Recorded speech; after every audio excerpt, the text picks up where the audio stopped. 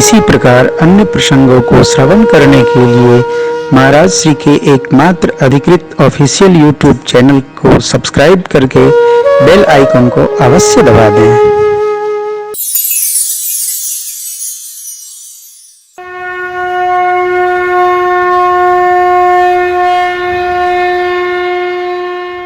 साधना की एक सहज अवस्था ये है कि यहां से बैर समाप्त हो। श्रेष्ठत्व की एक अवस्था ये है कि हम ऊंचा देखें, नीचे देखबे न करें, ऊंचा देखें। ऊंचा ऐसा न देखें कि गिर पड़े, हाथ पांव छूट जावे। ऊंचा देखने का अर्थ है कि अब नीचे बहुत कुछ हो रहा है, ऊपर देखें। श्रेष्ठ वो जो ऊपर देखे, श्रेष्ठ दर्शन करे। ये दर्शन। अच्छा, आप सब लोग मेरे सहित जरा विचार करिए कि भगवान हमारा, आपका, सबका ये ठीक से 12 साल का टाइम टेबल, जीवन का नामनक्लेचर निकाल कर देखने लगे तो मंदिर का पट खुलेगा क्या? सही सही बताइए। हमारा आपका 12 साल का क्या हमने किया है पिछले 12 वर्षों में? यदि भगवान पूरी पोथी निकलवाकर उपचेतना चेतना से बांचने लगे, बचवाने लगे, तो क्या किसी के लिए हम शामिल हैं? मंदिर का दरवाजा खुलेगा, आओ दर्शन दे रहे हैं। अरे कुछ तो बोलो, खुलेगा? अच्छा, हो सकता है आप में से कोई, हमारे लिए तो ना खुलेगा। ऐसे हमारे कर्म श्रेष्ठ नहीं है कि भगवान यदि 12 साल पीछे जाके हमारा देख ले तो मंदिर का दरवाजा हम दिन भर बैठे रहे, रात भर बैठे रहे, कई दिन बैठे रहे, तब वो खुलेगा नहीं। तो क्यों? हमारे कर्म ऐसे हैं। क्या खराब है अभी थोड़ी बताएंगे, तो कल से सुनने आएंगे आप। हम लोग अपनी बुराइयों को छिपा लेते हैं, अपनी अच्छाई को बता देते हैं, और भगवान भी देखकर हंसते हैं कि देखिए कितना अद्भुत है ये, बुराई धरे अच्छाई बता दे रहा है। ये जीव के इस चरित्र को देखकर भगवान भी हंस लेते हैं। कैसे? जैसे जगत का जीव पिता अपने संतान के किसी भी लीला भाव को देख करके मुस्कुरा देते, ठीक है, ठीक है, अच्छा, क्योंकि पिता भी जानता है, पिता जानता है ये इसकी बाल लीला है, डरेगा नहीं। इसलिए हम जैसे भी हैं, परमात्मा हमारे द्वारा किए गए बुरे कर्मों को देखते नहीं, क्योंकि वो तो श्रेष्ठ है ना। तो श्रेष्ठ कौन है? जिसको श्रेष्ठ ही दिखता है वो श्रेष्ठ। श्रेष्ठ निकृष्ट देखता ही नहीं, देखेगा अभी की बात है प्रधान जी। अभी पिछली कथा में मैं गांव में था। प्रातः काल हम लाला को जल पिलाते हैं, चाय पिलाते हैं, बिस्किट खिलाते हैं, बादाम खिलाते हैं, तो पानी, बादाम, बिस्किट सब आया, तो मैं बिस्किट खा लिया, पानी पी लिया, बिस्किट खा लिया। तो भाई जी ऊपर थे छत पर, कक्ष ऊपर है इनका गांव पर, तो नीचे उतरे, मेरे और देखने लगे। का सब ठीक ठाक? कैसे सरकार आज काटसी है? हम तो बिस्किट खा लिए। अरे सरकार कोई बात नहीं, खा लिए तो आप जान के नहीं खाए, हमको पता नहीं क्या एकादशी है। फिर कमरा में बंद करके हमने अपराध के लिए अपनी सेवा करी। हमको तो याद होना चाहिए, दूसरे को बताए दे रहे। आन के पंडित दीन दे, अपने घमावन करें, ले हो गया। तो ये अब यदि एक खबर सरकार को चलेगी, तेरे को सब याद है, कथा याद है, दक्षिणा याद है, चकाचक रहना याद है, ससुर मेरी एक काशी भुला जाता है, नहीं हो रहे क्या? नहीं, हमसे यदि कोई अपराध होता है तो उसकी सजा हमको भी मिलनी चाहिए, हमारी ओर से। तब भगवान को विद्या आती है, चलो अपराध बोध से करते हैं, कभी नहीं करना। ये तो कहिए भरत जी क्या कहते हैं, जो अवगुण समझे प्रभु मोरी, नहीं निस्तार अरे एक कल्प नहीं, जन्म जन्मांतर 100 करोड़ जन्मों तक हमारे अपराध की क्षमा नहीं। हम सोचते क्या, हम तो सब कुछ करने के बाद भी बढ़िया सा स्नान करते समय दिव्य साबुन लगा के, गमगमौआ महकौआ कपड़ा पहन के, इतर फुले लगा के निकलते हैं, समझते हमसे बड़ा महात्मा ही नहीं है। ऐसा कौन होगा साहब?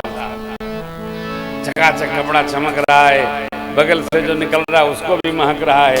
अब कर्म कितने महक रहे हैं ऊपर वाले जानते हैं कि हम स्वयं जानते हैं। यदि भगवान हमारे अपकर्मों को देखने लगे, आप निश्चित मानिएगा, बुरा न लगाना भैया, कोई बुरा न लगाना। मंदिर का दरवाजा अपने आप खुलना हो तो कई दिन बैठे रहना पड़ेगा, तब भी दरवाजा खुलने वाला नहीं है। काहे? ऐसे कर्म हमारे हैं। इसलिए कर्म करो पर ध्यान रहे, पथ छूटे ना।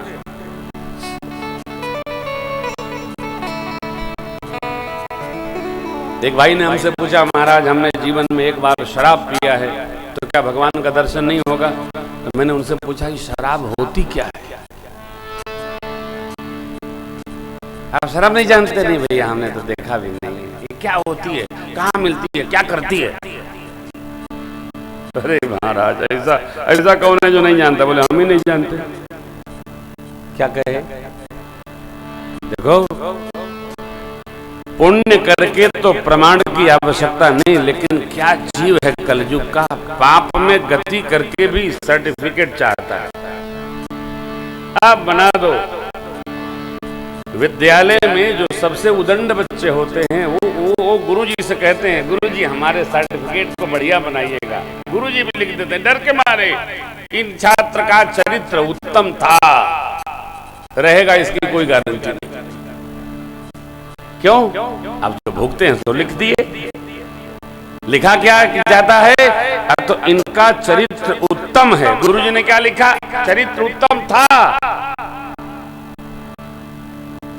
रहेगा इसकी कोई गारंटी गुरुदेव ने नहीं लिया।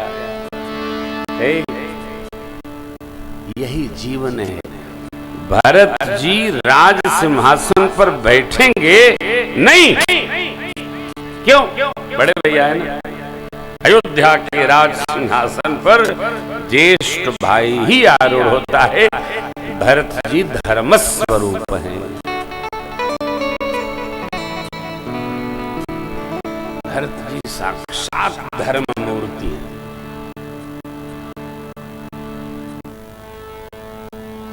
और धर्म अधर्म स्वीकार नहीं करता, इसलिए वो धर्म है। वहां अनई स्वीकार होता है, धर्म। भरत जी के जीवन में सत्यपथ उपस्थित है। परमात्मा ने सुना, मां लक्ष्मण जी एक इकाई है प्रभु के संग में। प्रणाम करके अनुमति लेकर प्रभु चले। ब्राह्मण देवताओं को वर्षासन देकर गुरु वशिष्ठ भगवान से आशीर्वाद प्राप्त कर अरुंधति जी के चरणों में नमन करते हुए और प्रभु वन की ओर चले। सुमंत्र जी को चक्रवर्ती जी ने कहा, रथ लेकर जाइए, 4 दिन राम जी को वन दर्शन करा कर लाइएगा। कदाचित सत्यव्रत राम जी ने हमें तो बहू जी को लाइएगा, मैं अपना जीवन 14 साल संभालूंगा। लेकिन नहीं भैया, जो होना था वो होगा, जो होगा वही होना था। स्वीकार ही जीवन है, अस्वीकार ही दुख है। मति की गति देखिए, चक्रवर्ती जी ने अस्वीकार कर लिया राम जी के वन यात्रा को तो महाप्राण हो गया। माताओं ने स्वीकार किया तो जीवन 14 साल बचा रहा। स्वीकार अस्वीकार ही मित्रों माताओं सुख दुख जीवन मरण है। कई बार नहीं बनता, स्वीकार नहीं होता है तो परिणाम बदल जाते हैं। देखिए अयोध्या की प्रजा भगवान के साथ चल पड़ी। तमसा तट पर भगवान ने माया को प्रेरित करके सबको शयन में डाल दिया। सचिव जी से कहा काका श्री रथ को आगे बढ़ाइए। माँ प्रभु भैया सचिव जी सिंहवेरपुर पधारे। बोलिए गंगा मैया की जय हो। सिंहवेरपुर निषाद राजगो ने भगवान का स्वागत किया, सिंहासन भेंट किया। नहीं मित्र, पूज्य पिताजी ने हमको अन्न वचन दिया है, हम नगर के बाहर विश्राम करेंगे। आप पोशाक के साथ ही बनाइए वही। ये स्वीकार स्वीकारना पड़ता है। सत्य को, धर्म को, जीवन को, तप को, व्रत को स्वीकारना पड़ता है। वो स्वीकारना पड़ता है। जबरन न भजन कराया जा सकता है, जबरन न तप कराया जा सकता है, जबरन न सत्य पर चलाया जा सकता है। मन स्वीकारे तभी यह संभव है। जबरन किसी को पढ़ाया भी नहीं जा सकता है, जबरन कथा में बैठाया भी नहीं जा सकता है, जबरन कुछ नहीं करा सकते आप। स्वेच्छा इच्छा अपनी करना चाहे तभी संभव है। प्रभु ने स्वीकार कर लिया। तापस वेश विशेष उदासी 14 वर्ष राम वनवास।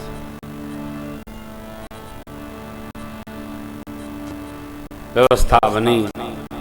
संध्या वेला में भगवान ने संध्या वंदन संपन्न किया, कंदमूल फैलाया, पाए। रात्रि बीती। प्रभात वेला में सुमंत जी को वर के कारण से बरबस होकर, बरबस माने बरियाई से सुमंत जी को श्री अवध विदा किया। कारण यहाँ के आगे तो पैदल जाना होगा। पूज्य पिताजी की आज्ञा थी, इसलिए रथ स्वीकार कर लिया था चक्रवर्ती महाराज की आज्ञा से प्रभु ने। अब नहीं, अब तो बना गए।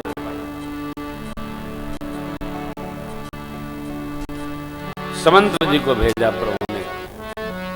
अब एक भगवान का उत्कट है।